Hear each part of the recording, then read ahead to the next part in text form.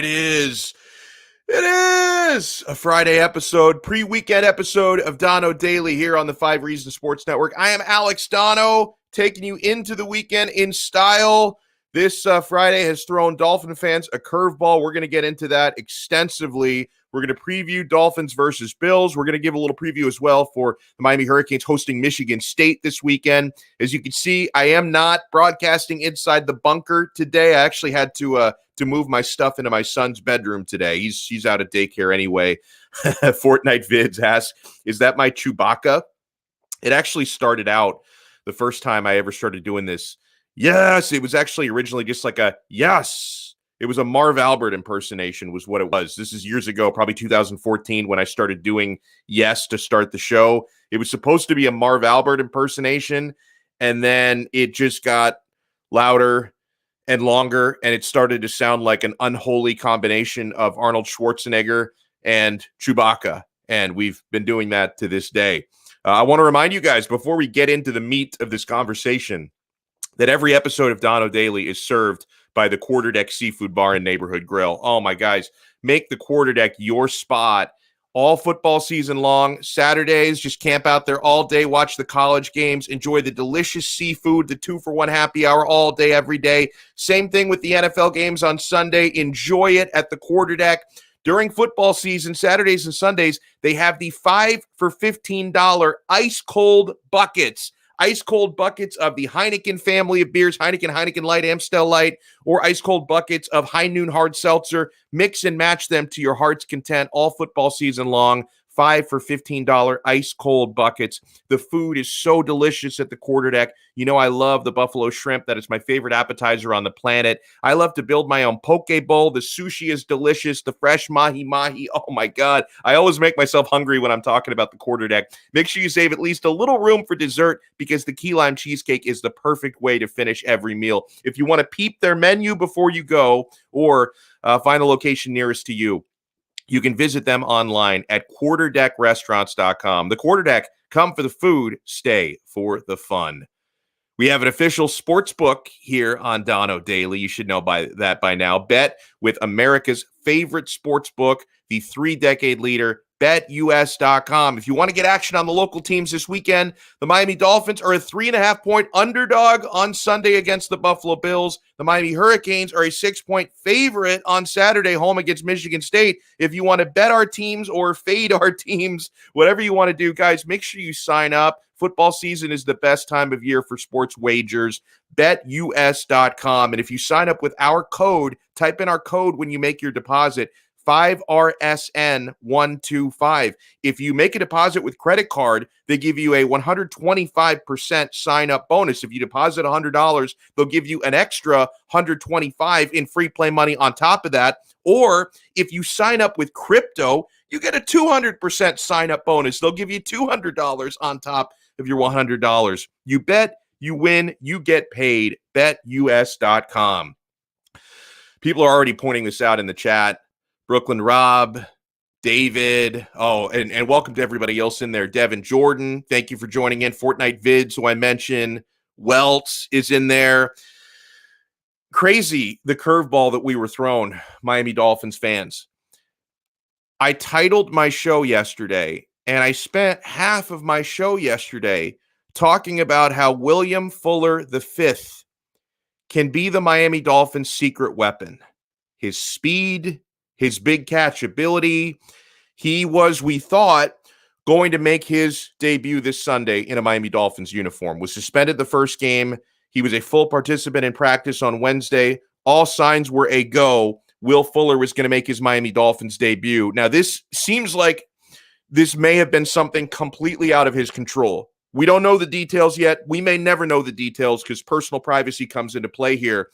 But our radar went up yesterday when the media who was out there watching practice didn't see Fuller. He was not participating in the media viewing period. And we came to find out after practice yesterday, he missed practice on Thursday due to personal reasons, not an injury.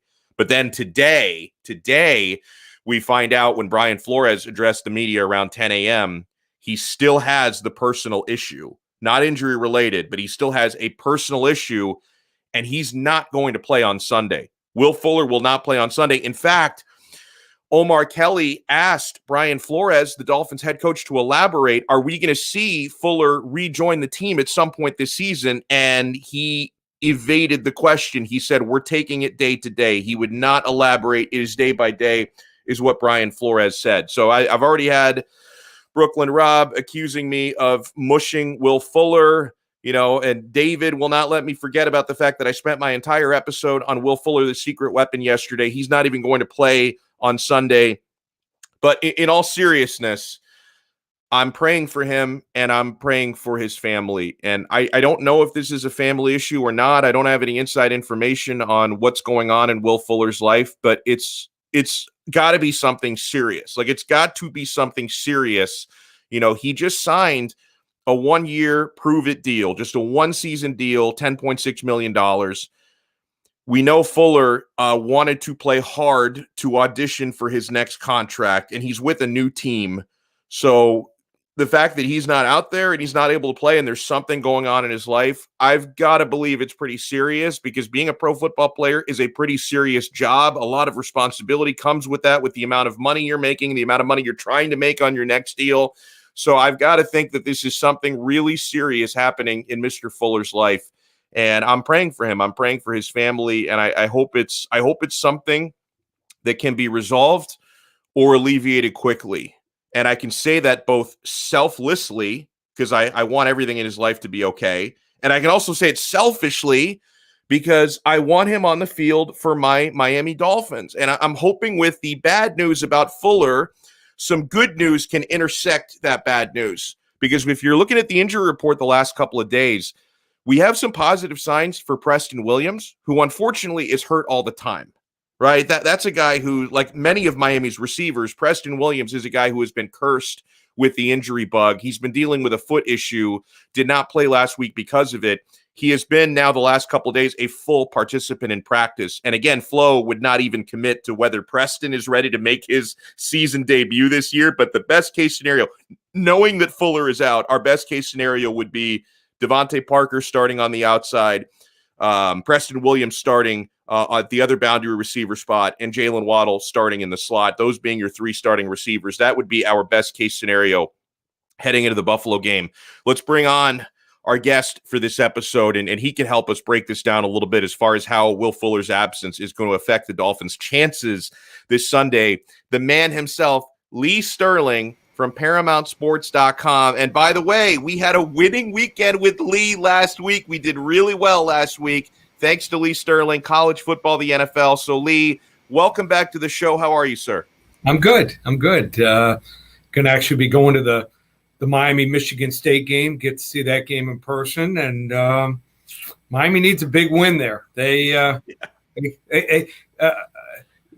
need to win. They need to win by a touchdown or more. I think. Yeah. Just not a good start to the season so far. Yeah, and let's get into that, and then we'll circle back into the Dolphins. Some people were even surprised that Miami are favored by 6 against Michigan State, because they struggled so much at home against Appalachian State that doesn't even have the talent of Michigan State, Lee. So right. Miami has to play better. They're down one of their top 2 running backs because Don Chaney is out for the year. They're right. down for the next few weeks or several weeks one of their more important linebackers, because Keontre Smith has an injury that's going to keep him out for several weeks.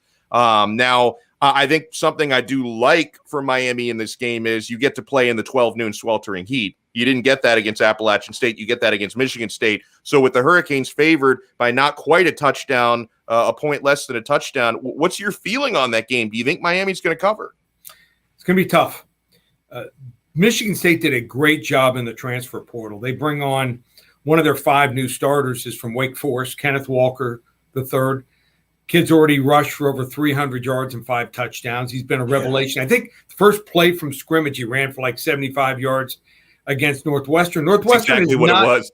Is not great, but they're usually really good at stopping the run. Miami still has a lot of weaknesses. I mean, the offensive line, holes. We're down to 1 running back depth there. Could be a real problem. Defensive line and linebackers. So they got no pressure on the quarterback. Now, Michigan State's going to show them a lot of 4-3 cover 2 look. They're going to try to just entice Miami to run the football. I don't know if Miami can be patient enough to use the run to set up the pass, and they get in third and long situations. I think they're in trouble here. So we need it. It's supposed to be 90. We need it to be 95. And Miami's got to hit on some big plays. They've got to hit on some plays. Will Mallory, this defense is set up for him to catch 5, 6, 7 balls. If he doesn't, that's the key. Probably going to lose the game. I like Michigan State 27-24. Yes, I don't blame you. I mean, as much as I am a Canes homer, and I'd love to argue, I do not blame you for going in that direction. Now, do you feel more optimistic about the Miami Dolphins? And Lee, let's break down this angle of it first. With everything going on with Will Fuller. Now, he didn't play last week, okay? But we were under the expectation that he was going to make his Dolphins debut. We know what a weapon he can be because he adds that incredible speed dimension. And unlike Jakeem Grant, he can actually catch, right? But now, the rug gets pulled from under us because we find out, and I'm praying for him because I don't know what's going on, but it's got to be something serious if this is taking him away from his NFL team. He's got personal reasons. He cannot play this Sunday. We don't know when he's coming back. So does that affect your view on this game, Lee? Because we've been staring at Miami plus 3.5 all week, thinking Will Fuller's going to play. Now that he's not, does that kind of change your expectation for this one? Not much. If another receiver was out, Waddle or Parker, then one receiver, and it's not going to affect the line. He won't affect the line.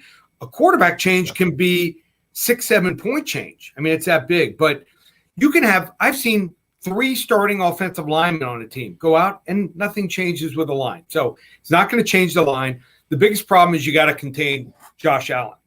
He has been a monster against Miami, 5-1.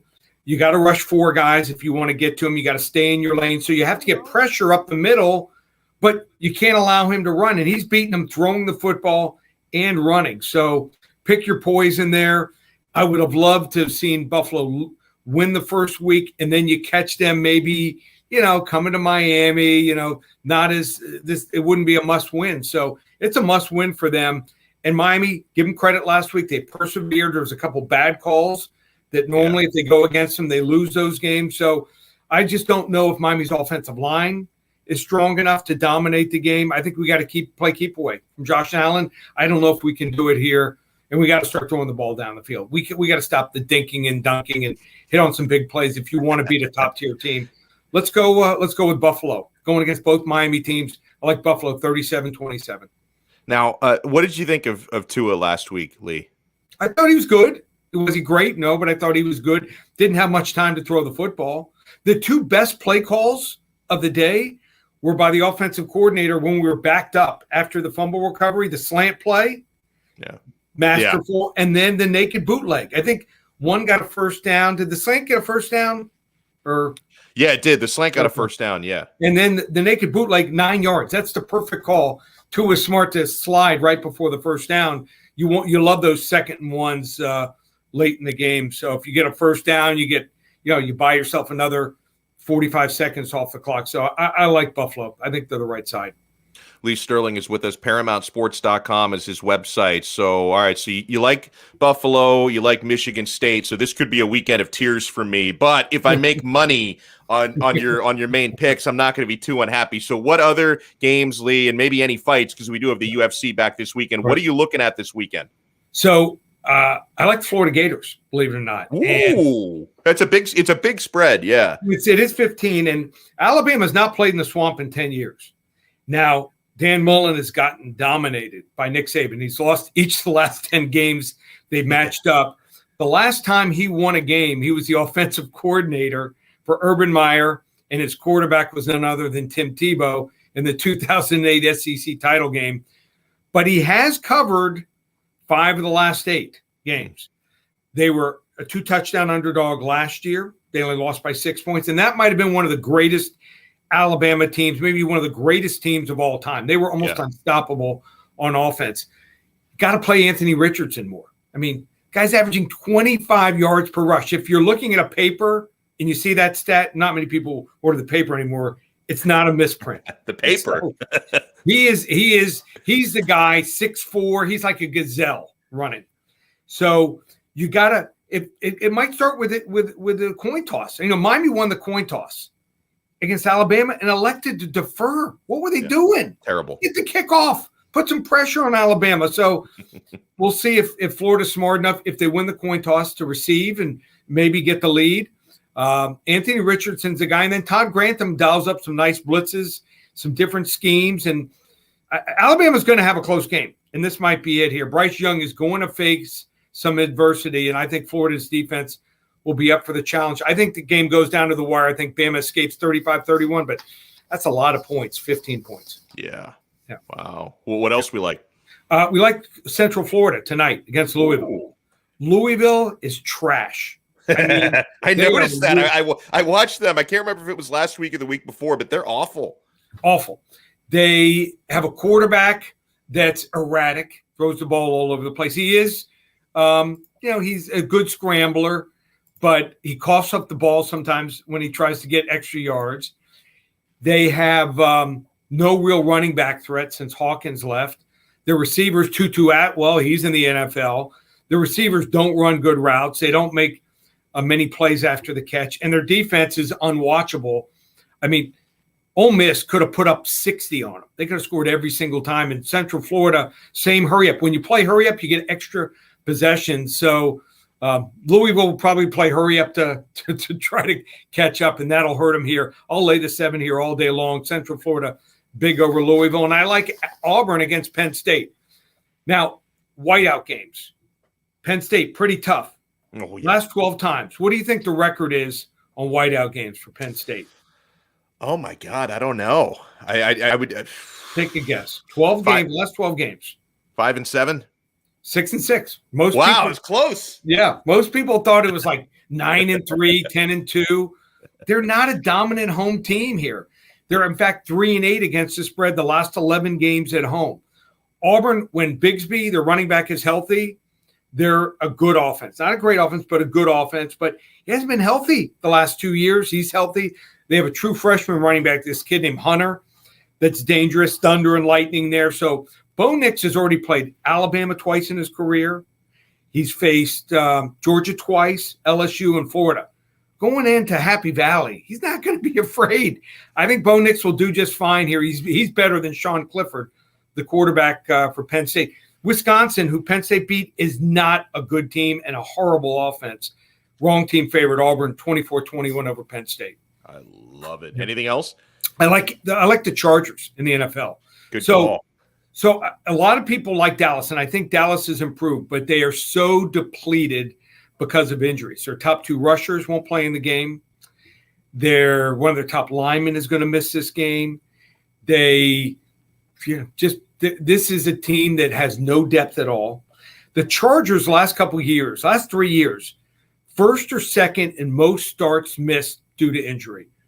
And the key guy that's missed the last 2 years, Darwin James, is back. I know we don't, love to brag on Florida State players, but Darwin James is a missile on defense. He can come out of nowhere and make plays, tackling, breaking up passes. He calls all the defenses. I think he's one of the top 5 defensive players in the NFL. He is that good. He's back. He's finally healthy again. He was a difference maker in week 1. I think he might make some big plays here in this game. They also upgraded their offensive line, improved their special team, and they got rid of Anthony Lynn, maybe the worst quarterback coach. I'm sorry, worst coach since maybe Rich Kotite, if you remember that name back in Philadelphia. The guy looked like he was a loser. He coached like he was a loser. We're going to go with the Chargers here, -3. Now, they're one of the worst historically, the last decade, home favorites, but that was when they were playing in San Diego and Carson, California. New venue, new team, new coach, new quarterback. We're going with the Chargers -3. I love it. So we got in the NFL, Chargers over Dallas. We've got Auburn over Penn State, college football, UCF over Louisville, and Florida. +15 against Bama. So listen, if they cover, I just hope they don't win because Lee, I don't want to hear from my Florida Gators friends. I'm going to have to mute Twitter for like 3 days if they win. But then again, we need to knock off Alabama. I mean, they're coming in here and stealing all the good plays. That's all right. Fair enough. A bet's a bet. If you had Florida on the money line, you wouldn't be happy? Yeah, but I wouldn't bet Florida on the money line, though. No. I hate him too much. Okay. All right. We got Manny loves the Gators. Lee Sterling, his website is ParamountSports.com. Lee, what do they get if they sign up this football season? So we hit our first 50 unit play last week. Thank you for that one, by the way. You're welcome. We've got a 40 unit play going Saturday night. And get this, 2 50-unit UFC selections. First time ever in the history, 3 years giving out UFC selections. 2 50 units. I'll text them to you shortly. So you're telling me I should start shopping for yachts this weekend just to be ready? If we keep winning, we'll start with a yacht, and then maybe we'll buy an island. It's all available right now. Just go on the website, ParamountSports.com. That is beautiful. Lee Sterling, thank you so much. Enjoy your weekend. Good luck to you. Thanks, Alex. Take care. I love it. That is exciting.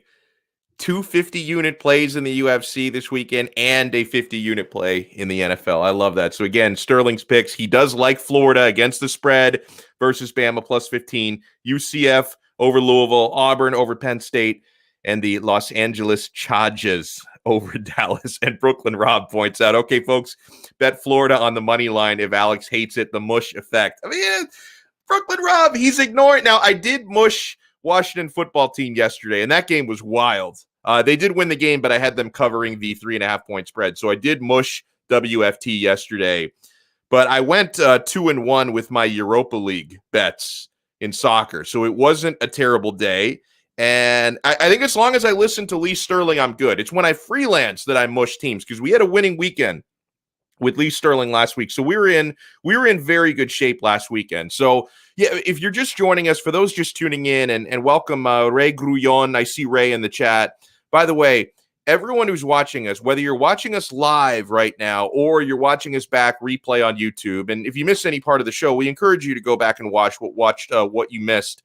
Smash that like button, hit the thumbs up button, and make sure you have subscribed to our channel here, 5 Reasons Sports Network. But it's really important to smash the like button, because that's how you finesse the YouTube algorithm. The more people that smash the like button, the more people's YouTube suggestions this video is going to turn up in. So you help us grow. You help this show grow. If you like the show, or if you hate the show even, maybe you like me and you hate the show, try and help us grow. And of course, you help the 5 Reasons Sports YouTube channel grow as well.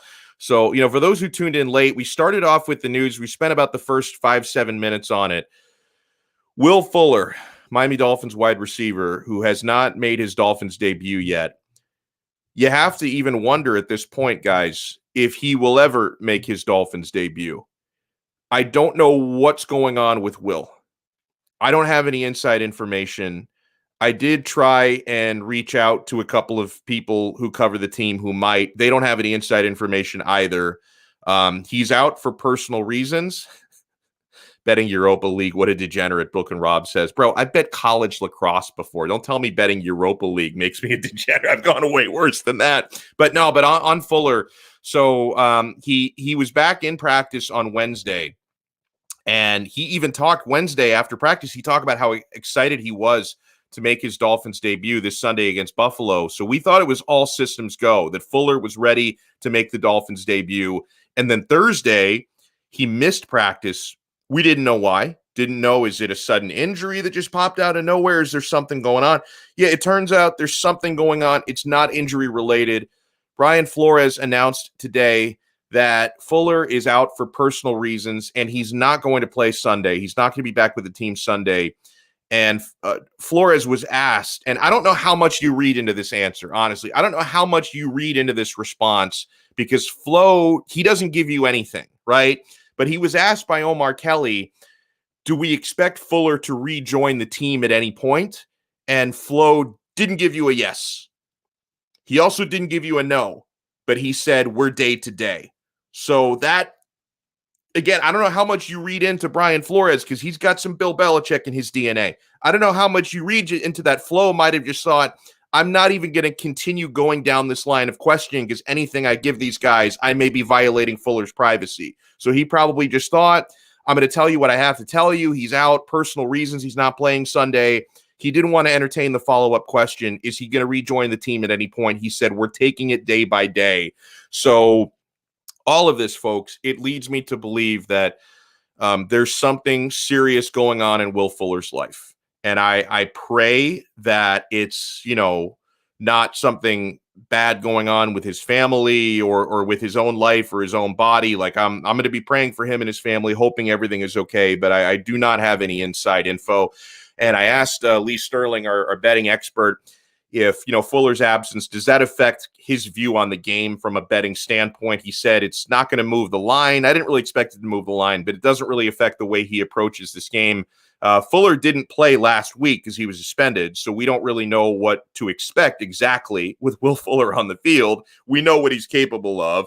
4.28 time in the 40, about 15 yards per reception average. So this guy can stretch the field. He's an absolute burner, could really open up that offense. Unfortunately, we're going to have to wait at least a little bit longer to know what it's going to look like with him out there. So again, my hope would be with Preston Williams off the injury report and back in practice, I'd love to see him make his season debut this week. He missed last week with a foot injury. So if your starting receivers this Sunday can be Preston Williams, Devontae Parker, who had an awesome game last week, and Jalen Waddle, who had a really good game last week in his Dolphins debut, you're in very good shape there from a receiving standpoint. Now, the big task this weekend, and this is going to decide the game, the Miami Dolphins offensive line against Buffalo. There's a couple things that will decide this game, but I think this is the biggest factor because we talked last week, the Bills had a subpar showing at home in a loss to the Steelers. It wasn't their defense that let them down in that game. It was their offense that let them down. Their defense was fine. Their defense was really good. Now, I thought that last week against the New England Patriots, the Dolphins offensive line dealt with the Patriots front very well. Now, the Patriots defensive line, very different from what the Bills bring to the table. In fact, the Dolphins offensive line sees similar looks from their own offense when they face them in practice, so they were probably very prepared for that. This week is a different animal when you have to be ready to contain speed rushes from the likes of Jerry Hughes, Ed Oliver, Mario Addison. So it's going to be very, very difficult for the Dolphins. I'm not exactly sure what they do at left tackle this week. Flores' comments midweek makes it sound like he's going to give Austin Jackson his spot back at left tackle. I wouldn't mind if we see Liam Eichenberg again. I thought the rookie out of Notre Dame, he held his own last week against the Pats. And I'm a little bit down on Austin Jackson. I'm not going to lie. So, it sounds like he gets his spot back at left tackle. I wouldn't mind if Eichenberg gets another look.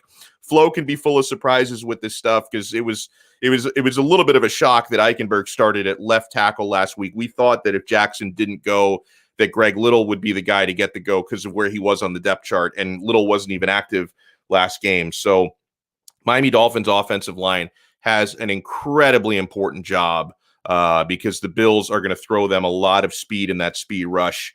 And then, of course, on your defense, Josh Allen has owned the Miami Dolphins. He's won his last 5 meetings with the Dolphins. Allen has individually. The Bills as a team have won 7 out of their last 8 against Miami. This fixture, Miami versus Buffalo, has not been kind to us. It hasn't seemed to matter whether we play them at home or whether we play them on the road. These games against the Bills have not been kind to us. You look at last season, what Allen did to Miami. September 20th of last year, the first meeting. It's going to be nearly a year to the day. They play on September 19th this year. September 20th of last year, Allen threw for 415 yards and 4 touchdowns, no interceptions against the Dolphins. They played again on week 17. And week 17 was such a bloodbath last year, and that's a game that cost Miami a playoff spot last year. So the Dolphins hopefully are out for blood and out for revenge because that loss cost the Dolphins a playoff spot. And it wasn't even close. Allen only had to play the first half. He got to take a seat in the second half. His team scored 56 against Miami. Josh Allen, in the little that he played, was torching us. 224 yards, 3 touchdowns. He did have 1 interception in that game. I think it's going to be really important. Now, the Pittsburgh Steelers did this last week. Unfortunately, the Miami Dolphins don't have any Watt brothers on their defensive front, right? Because it's one thing to do this with TJ Watt. The Dolphins, you need to try and pressure Allen without blitzing, because if you commit to too many blitzes, I think you're going to get burned down the field. You're going to get torched down the field. The Steelers were able to have a lot of success against Buffalo, rushing 4, creating pressure, dropping 7 into coverage, And that really stifled Allen, who did not look good last week. I mean, yeah, it helps for Steelers that Allen got sacked 3 times, pressured 8 other times when he wasn't getting sacked. So I thought that the Steelers defensively put on an absolute masterclass last week. You've got to hope the Dolphins can frustrate Josh Allen in a similar way that the Steelers did, because, you know, I think when no matter who we talked to, we had Barry Barger on last week talking about this game from a betting standpoint, Lee Sterling today. You read a lot of the columns written by the so-called experts out there. People seem to be in a sense of agreement that what happened to Buffalo last week was an aberration. That what happened to Buffalo and how bad their offense looked last week is not something that we're going to see repeated throughout this season. That they're going to be motivated, that they're going to make adjustments, their offensive line. That's one area where, guys, I don't know how fixable that is. Like, because their offensive line, they had suspicions coming into this season, and they looked putrid last week. Like, they looked awful. So we'll see what McDermott and the guys can do schematically to fix that O-line, or maybe these guys just wake their asses up and they play better this week. But I think there is an opportunity for the Dolphins to put some sustained pressure. And, you know, hopefully our guy, Xavier Howard, in the defensive backfield, who's absolutely clutch, and he's a ball-hawking cornerback. Hopefully he can find a way to create a magical turnover or two. Josh Allen, by the way, has a career 114.3 passer rating against the Dolphins. That is the best against any team he has faced multiple times in his career. So out of the teams he's faced more than once, much better passer rating against the Dolphins than he has against the Patriots and the Jets, for what that's worth, for example, that he has been a thorn in the Miami Dolphins side. Oh, man. Rafa from Miami writes in, going back to Fuller, what concerned me was the day-to-day comment, just my opinion. Yeah, that was what Coach Flo said when asked if Fuller is going to be back with the team at any point this year. He says we're taking it day-to-day. And again, I don't know how much of that is just Flo not wanting to give you any details, because, again, I don't know what's going on in Will Fuller's life, but Flo, he did earlier in that interview, he did cite privacy, that he wants to keep this private for Fuller and respect his privacy. So he just might not want to throw you a breadcrumb. Like, he might not even want to throw you anything that's going to get people speculating on what's happening and thinking, oh, no, I know what's going on. Like, he might have just wanted to be as vague as possible when talking about the situation. But yeah, with the way that Flo answered that question, it has left the door open for a possibility that we will not see Will Fuller on the field at any point this year. So I can only... I was going to say I can only imagine what's going on, but I really can't. I really have no clue what's going on in Will Fuller's life. Before I get into my pick on the Miami Hurricanes versus Michigan State, I want to give out our NFL picks for this week. I've gotten picks from Sean Stanley. I've gotten Manny Chang's picks. I'm not sure Manny. Okay, good. So Manny's able to pop in and discuss it a little bit with us. So Sean Stanley, who's one of the producers of the show, he has to miss some days here and there, so he's not with us today, but he sent me his picks. We're competing all season long, the three of us. We're picking 4 games against the spread because we're not children. Like, to me, that there's nothing more ridiculous than when people on shows talking NFL will pick games, but winners or losers. Like, what kind of a wuss are you? We are real men. We pick against the spread. So we picked 4 games last week, week 1.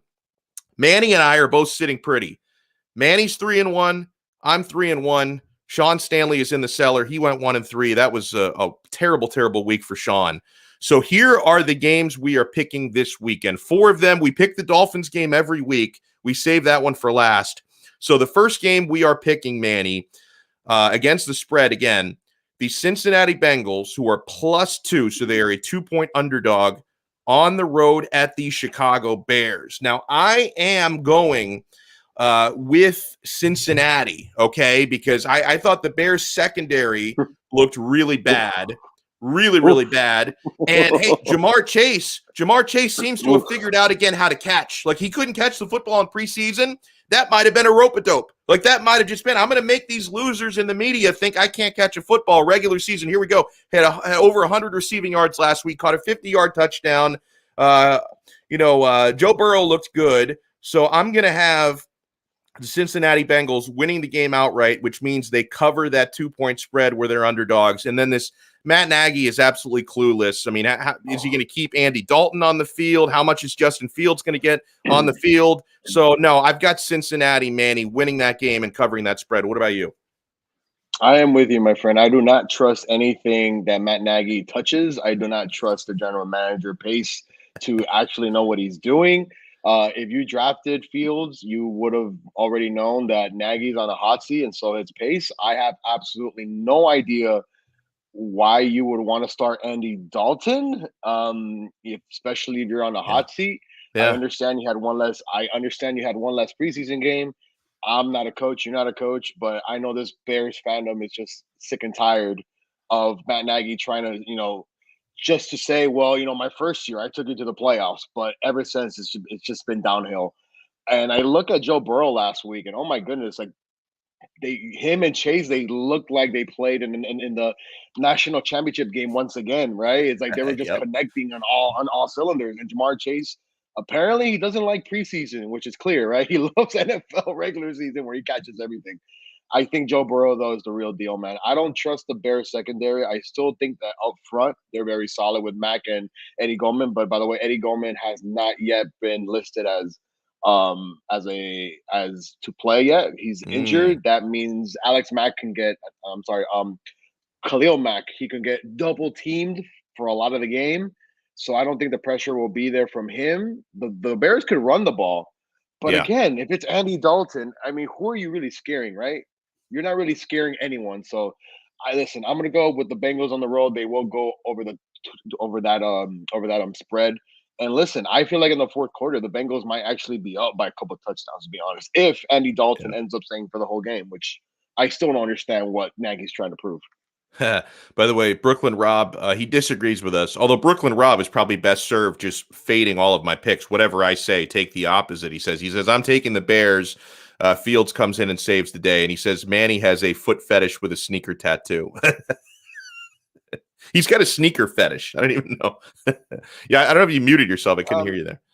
Yeah. Rob, don't you got bigger things to worry about as a freaking human Dino? Like, why do you come at me with sneakers, bro? You got worse things to worry about than sneakers, buddy. How about you score some damn goals with your friend, dude? Like, yeah, they beat Malmo in Champions League, a team I've never even heard of. That was an act of charity to play Malmo. Listen, besides our friend that we have on the Calcio Connection, who's a huge Roma fan, I have these Roma fans getting excited over a team that we can't even pronounce. Like, what is this? Yeah, and that's in the UEFA Conference League, which wasn't even a league until this year. Like it's pretty sad. And by the way, you, me, and Sean Stanley are actually unanimous on this one. He's going with the Cincinnati Bengals as well. He texted me his picks.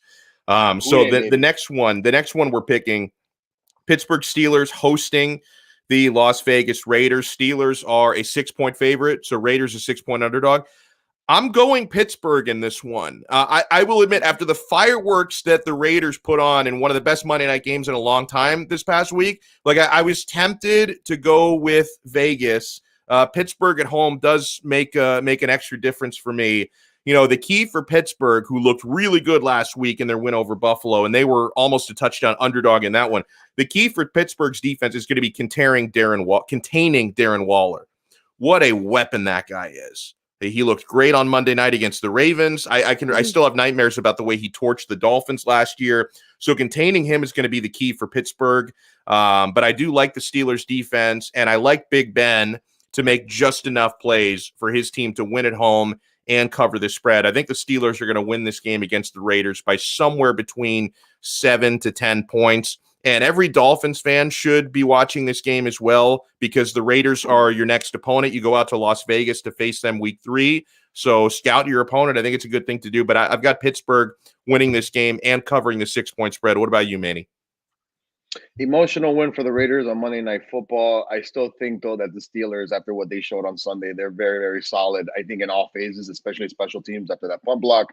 I think Ben, though, and the offense, listen, they got too much talent with Johnson and Claypool and et cetera. Like, at some point, that offense is just going to get going. And how about that defense? I think Mike Tomlin and the Pittsburgh defense have something to prove after last season.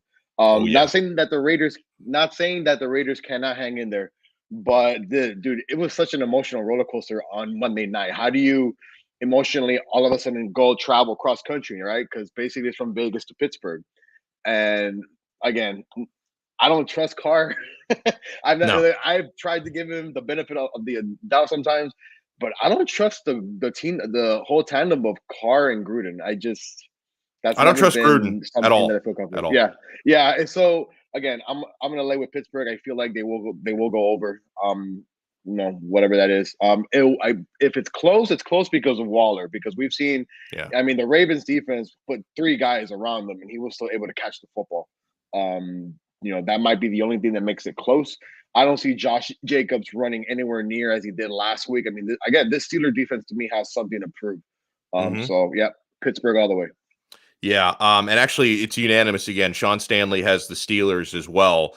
So let's move on. I think this is where the disagreement may start. San Francisco 49ers travel to Philadelphia. The Niners are a favorite on the road, -3, so they're a 3-point favorite.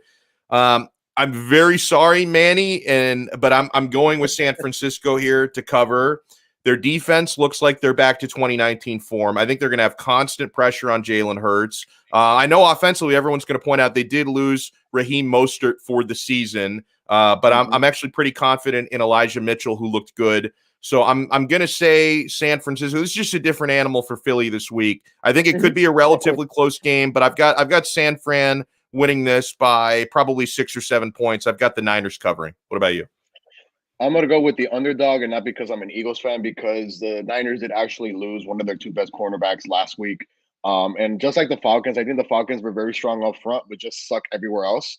Niners are actually pretty good with their front 4 or front 3, and then their linebacker core. But I still feel like that secondary, especially with the new kids on the block that Jalen Hurts has, the speed of Smith and Quaz Watkins and Miles Sanders and et cetera, I feel like with this new regime of an offensive mind, like a Nick Sirianni might become the difference. I don't like the Eagles' defense, though. Even though it is Jimmy Garoppolo, I mean, sometimes he makes plays. He doesn't get the snap right. Just drives Niners fans crazy. But those weapons, man, with Debo and Kittle, I mean, yes, they lost Mostert, but in all honesty, like you saw the Niners make the Super Bowl with 3-4 running backs. Right. So the running back position has never been the question for San Fran. It's always been, can their offense keep it together, keep it consistent? But again, the Eagles are at home. First home game, full Eagles fans in the link. I think, this might be the most surprising win, but I'm only saying that because I like the offense against the Niners defense when it comes to the passing game. Yeah. And I do trust the Eagles running game just a little bit because, believe it or not, the Lions did rush for a lot of yardage last week, even before it was a blowout. The Lions did rush, I think it was almost 5 yards per carry. The Eagles can sometimes can make that just a little bit happen more. I think that opens it up everything up for the offense. If the Eagles were going to San Francisco, then I'd be more worried because obviously it's on the road game, travel cross country. But I'm gonna go with the Eagles here and as the home underdog. By the way, I'm kind of worried about Brooklyn Rob because he's actually agreed with my last couple of picks. So, I mean, maybe you got to admit, maybe I'm not the mush, or if I end up going like 0-4, 1-3, maybe I am the mush. Hey, Juventino agreeing with an Interista. Jesus, I never seen like the only time, and I love Brooklyn Rob. The only time, this is the second time we've ever agreed on anything. The first time was during the Euros when we both united to support Italy. But now I guess we're agreeing on a couple of these picks. And by the way, this is my chance, I think, to get some separation from Manny, or maybe it's Sean's chance to get some separation and catch up with us. Did you make this selection before this news broke out a couple of hours ago? Oh, the Dolphins one? I did make the selection before. But hold on real quick. I want to give Sean's hold on. Sean's pick for the Eagles San Francisco game. Sean is going Philly as well. So you and Sean are both going Philly. This is the first time we've differed. I am going with San Francisco to cover. And yeah, Manny was asking me if I made my pick for this. Where are you, by the way? That's pretty cool, that background. Bill Sadowski Park, maybe right around your land. I told you to bring your son. That's right. I got to do that. We have a gator. We have a snake. We have a gorgeous reptiles here that we love to show kids. Nice. I told you to come by. I'm gonna bring my kid over there. Is not invited.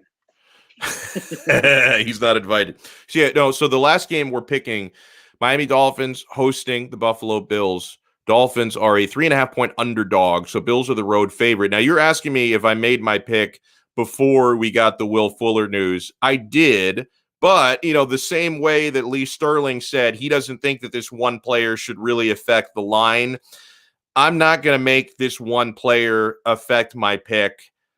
I am picking the Dolphins to cover. I think it's going to be a really close game. I could see a 1-point win, a 3-point win. I could see, a 1-point or even a 3-point loss, which would still have them covering the 3.5. But I think the Dolphins are going to surprise some people. Am I disappointed from a selfish standpoint that Will Fuller's not playing? Absolutely. I mean, we did an episode yesterday, me proclaiming that Will Fuller is going to be the secret weapon this season. I still hope that comes to fruition at some point. He's not playing this week. He's missing the game for a personal issue. We don't know what that is, so I'm not even going to speculate what that might be. Now, I am being a little bit hopeful that Preston Williams is able to make his season debut, but I like what we have, obviously, from Devontae Parker.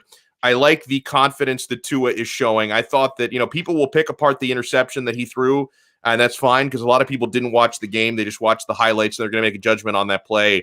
I thought that Tua looks significantly more comfortable than he did last year. And between the slants to Devontae Parker, between the speed in the slot that Jalen Waddle provides. Now, the Dolphins offensively, I think they're going to have to win this game through the air. It's going to be tough to run the ball. I mean, if you can have like a handful of really impactful carries by Ahmed and by Gaskin, I will take that as a bonus. But the Bills looked really good against the run last week. They held Najee Harris to about 45 yards. They held the Steelers to about 75 team yards. It's going to be tough to establish a run against these guys. I think the Dolphins are going to have to do their damage through the air. This is going to be a game where Tua Tagovailoa has a tremendous opportunity to keep Colin Cowherd and Skip Bayless and Stephen A. Smith quiet for at least a couple of days because I think he can go out and have a good game tomorrow. And defensively, you've got to try and pressure Josh Allen and do so without doing those zero blitzes. Because if you pull off those zero blitzes that Boyer and the Dolphins sometimes like to run, you're going to get burned down the field. You're going to get burned down the field if you run too many of those. So I'm putting a little bit of faith in the idea that I think the Bills' offensive line is really bad and really problematic. And, hey, the Dolphins have lost, 5 straight overall to Buffalo. I think they're going to turn the fortunes in their favor this weekend. I'm going to go with a very close Dolphins win, but even if they lose, I think it's going to be somewhere between 1 and 3 points, but I'm going to have the Dolphins winning this game. So I'm not going to bet this on the money line. For those wondering where I'm going to put my money, I'm not going to bet the Dolphins on the money line. I'm going to be betting the Dolphins against the spread to cover the 3.5 by the skin of their teeth.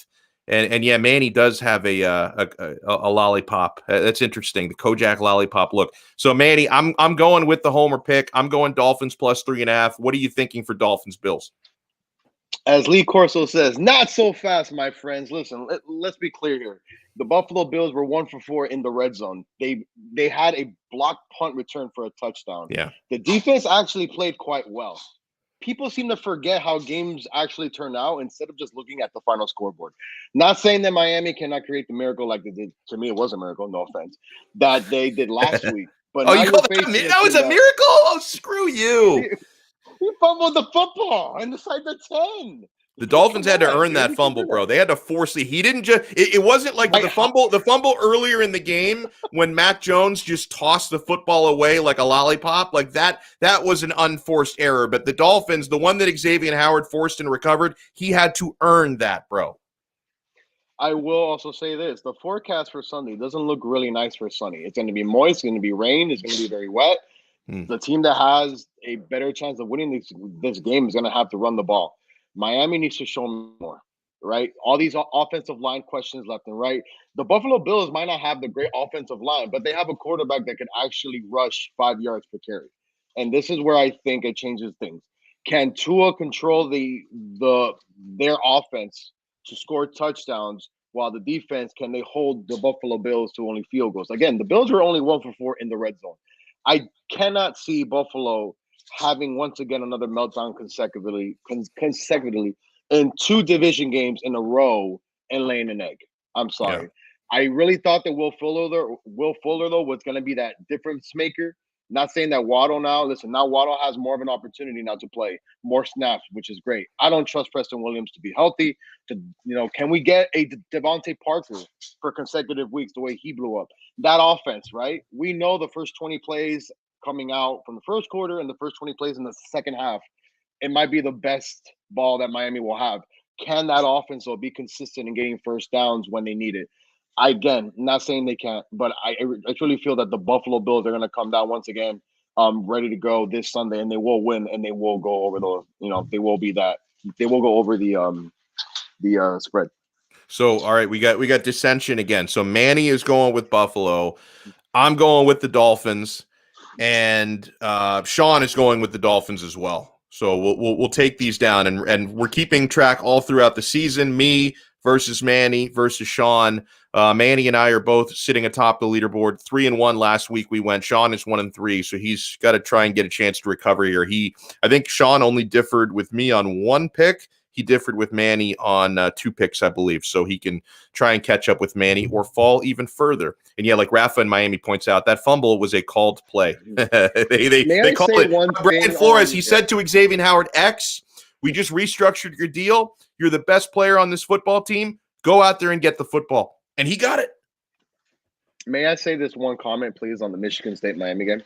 Yeah, I want to get into that for a few minutes before we wrap it up. So you go ahead. You can be the segue. Listen, you can't just say Miami's going to roll over the Spartans. I mean, let's be honest here. Michigan State is going to look to control that line of scrimmage, especially after seeing what actually Appalachian State was able to do. And, of course, what Alabama did. Not saying that Michigan State has Alabama players, but Miami just needs to unleash their offense, man. It's getting quite abysmal to watch.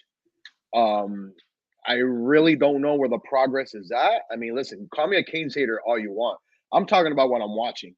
And I know, Alex, you as a diehard alum, you watching this, it must be going through your mind like, this is the best that we can do after having a normal offseason after 2020. Yeah, we are in deep trouble. We are in deep trouble because the ACC schedule is coming. And there's just so many games that you can kind of prepare for heading into that. You guys have to get going starting tomorrow, regardless what happens. Like, you got to get the offense running. The defense, I guess, will come. We know about the secondary, but offense with King and company. I mean, come on. Same coaching staff, still have the quarterback. If he's not healthy 100%, nothing against King. You got to get somebody else in there that can get some reps, man. Because you can't just say that, well, this season is King's season. Whatever happens to him is how we're going to go. I respectfully, but it's not on King. It's really not on King. The offensive line has been bad, okay, to start the year. They've been a real disappointment. I can't blame King for that. You don't have enough receivers making plays. Mike Harley has not been good enough yet. I have really liked what I've seen from Keyshawn Smith, who's been overall Miami's best receiver so far and certainly their best big play threat. Charleston Rambo has done some good stuff as well, the transfer from Oklahoma, but you just haven't gotten enough from that group, especially from Harley, who's a senior leader. I need to see more from him. I don't exactly know who to blame for the fact that Will Mallory has basically been invisible. Is that on King for not targeting him enough? Because there were some times when Will Mallory looked open or was in single coverage, which is a mismatch for him, and King did not go his way. Is it Rhett Lashley just not dialing up enough to get Mallory involved in the passing game? I guess people will just blame Manny Diaz for everything, but that has to be rectified because Will Mallory, I know he's better than this. I know he can be more impactful than this in the passing game. The guy can be a mismatch and a weapon. We have to get him more involved. Something that's going to make it really tough for Miami this week and in the foreseeable future is, where is your depth at running back? I think it's still at least a couple of weeks before Jalen Knighton, who's suspended, the Rooster, is able to come back and play. God, he's going to be sorely missed.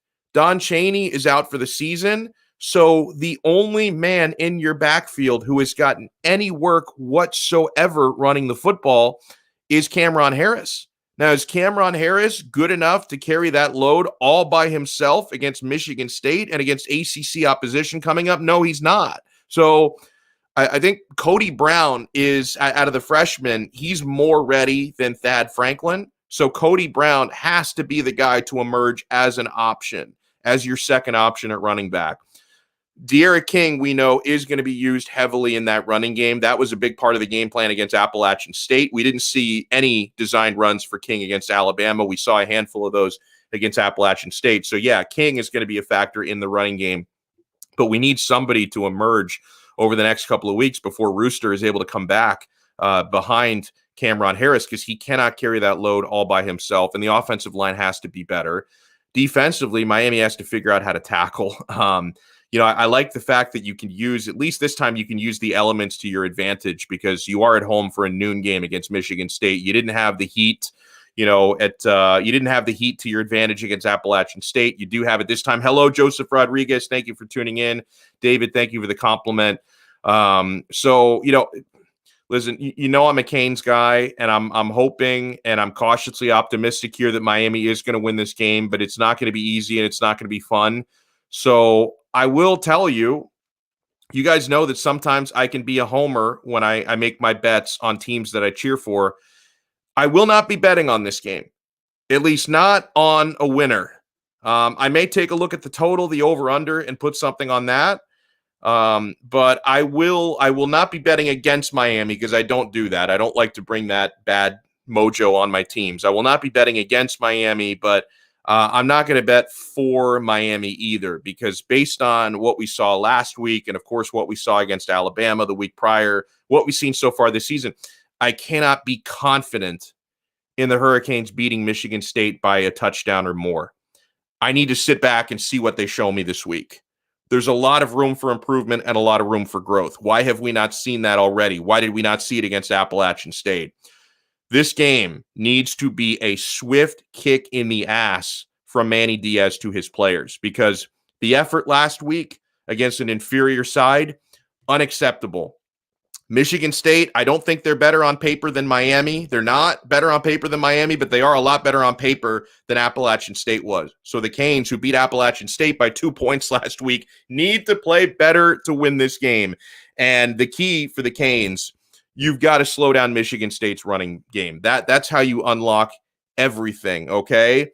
Kenneth Walker, Michigan State's primary back, started the season. Lee Sterling said this, and he's right. His first carry this year against Northwestern was a 75-yard rushing touchdown. He had 264 yards rushing that game. Then it was his backup, Jordan Simmons, who really stepped up in the second game against Youngstown State, had 15 carries for 121 yards. Their quarterback, Peyton Thorne, has been fine so far, 465 yards, 5 touchdowns, no interceptions, but he's been on easy street because the running game has been opening up everything for that guy.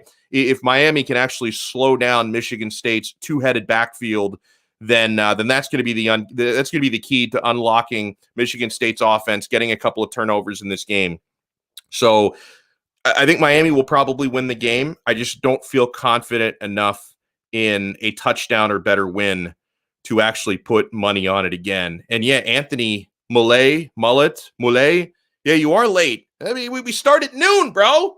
Am I late again? What time are you in the Central Time Zone? I mean, maybe it's about to be noon there. It's almost 1 o'clock here.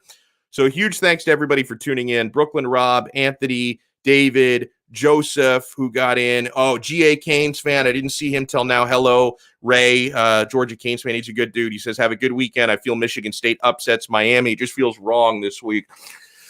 I hope you're wrong this week, my friend. Rafa in Miami. I love that dude as well. Big Canes fan. Brooklyn Rob, of course, who banters us all show. Latin Jit 69. I don't know if I want to run with this until I get more details, but he thinks he knows what's going on. Oh, and actually a couple people put this in here that Will Fuller's Ozzy and Latin J put this in there that Will Fuller's mom is ill. So I hope, listen, I wish the best. I had a feeling this was something with his family. So if that's the case, I will be praying for Fuller, for Fuller's mother, for the entire family. That's awful. I hope she makes a full speedy recovery from that. Fortnite Vids, thanks for hopping in as well. Devin Jordan, thank you. Let's go, Donno. Big football weekend, he says. Guys, make sure you are supporting our sponsors, betus.com. Guys, if you're looking to get some action this week, Miami -6, the Hurricanes against Michigan State. Dolphins plus 3.5 against Buffalo. Make sure you bet Lee Sterling's picks because he gave us a full slate in college and the NFL this weekend. You want to use America's favorite sports book. They are the official sports book of Donno Daily. The customer service is excellent. That's why they are America's favorite sports book. If you have any problems understanding, the betting odds or understanding how your account works, they have dedicated account executives ready to live chat with you, or they have a 1-800 number. They're just a phone call or a live chat away from helping you with whatever you need. The customer service is so great. They've got odds on everything, whether you're betting the NFL, college football, UFC, Europa League, Champions League soccer, Premier League, Serie A. And they have odds on everything, including pop culture, horses. They've got a casino right in there on the site. You can play blackjack in there. It's a lot of fun. BetUS.com. And make sure you use our code 5RSN125 and get yourself a sweet bonus. If you deposit with credit card, you get a 125% sign-up bonus or a 200% sign-up bonus if you sign up with crypto. It is a beautiful thing. You play, you win, you get paid. BetUS. And guys, I also want to throw a shout out to You Break Wheel Fit. Well, the quarter deck as well. The quarter deck always. I threw a curveball at Manny. The quarter deck, of course, always. Come for the food, stay for the fun. 2-for-1 happy hour, 5 for $15 ice cold buckets. But I want to throw a shout as well to You Break Wheel Fix. Guys, located conveniently in North Miami. So whether you're in Dade, Broward, it's not far away. If you've got bent or cracked wheels and you want to get the job done quickly, get it done right, and get your car back on those South Florida streets, you have to check out You Break Wheel Fix. If you do have a job that takes some time, they can even offer you loaner wheels while they're repairing yours to keep your car on the road. They are such professionals at You Break Wheel Fix. They are your go-to if you have cracked or bent wheels, or if you just want to get your wheels pimped out in the colors of your local sports team. I love the fact that Mark and his crew, guys, they are as passionate about South Florida sports as I am, as Manny is, and all of you. So if you want to get your wheels done in Dolphins colors, Canes colors, Heat, Inter Miami, you like the Rosa Negra, you can get that done at You Break Wheel Fix, and your ride is going to be looking so sweet out there on those roads in the 305, the 954, the 561 as well. So make sure you check them out online, youbreakwheelfix.com. So a huge shout out again to everybody who tuned in, and to Manny behind the scenes, and to Sean Stanley, who wasn't with us today, but he's going to be back with us on Monday. We will talk to you guys Monday, reacting to the Dolphins, reacting to the Canes, 12 noon right here on the 5 Reasons Sports Network. Ciao.